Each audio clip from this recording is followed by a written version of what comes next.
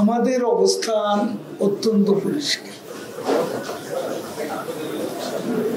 আমাদের প্রধানমন্ত্রী 2018 সালে একটা পরিপত্র জারি করে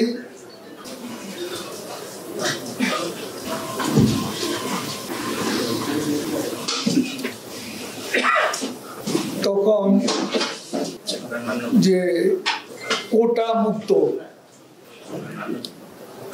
সিদ্ধান্ত নিয়েছেন, সেই সিদ্ধান্ত অনুযায়ী এতদিন সরকারি কার্যক্রম পরিচালিত হচ্ছে।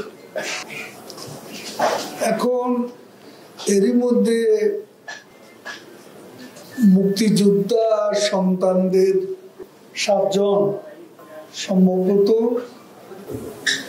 7 জন একটা মামলা করেন মুক্তিযোদ্ধা কোটার বিষয়ে,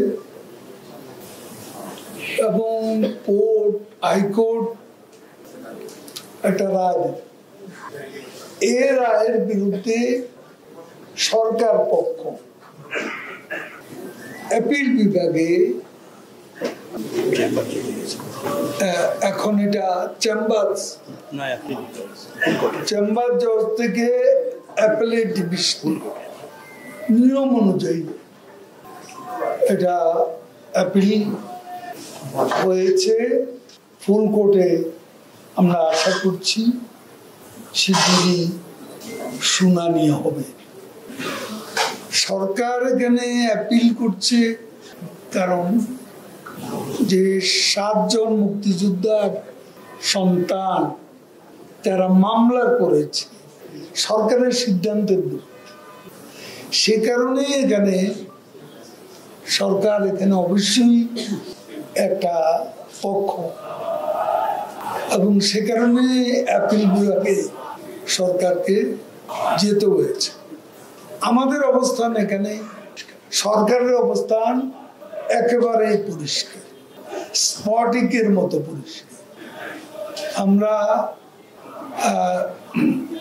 যারা আজকে আন্দোলন করছেন, আমি একটা বিষয় যে আমাদের বিভিন্ন মিডিয়া কোটা বিরোধী আন্দোলন, আমার তো মনে হয় তাদের সঙ্গে যোগাযোগ করে যেটা জানা গেছে সেটা হলো কোটা সংস্কার বিরোধী আন্দোলন।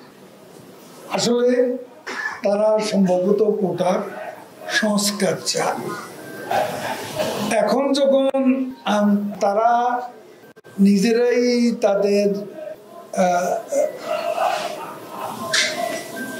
প্রতিনিধি, তাদের আইনজীবী কোর্টে প্রতিনিধিত্ব করবে, তাদের কথা নিশ্চয় শুনবে, সরকার পক্ষের কথা শুনবে, সব পক্ষের সাথে আলাপ আলোচনা করে সব পক্ষের কথা শুনে আমি মনে করি দেশের সর্বোচ্চ আদালত অ্যাপিল বিভাগ বাস্তবসম্মত একটা সিদ্ধান্ত নেবে, এটাই আমরা আশা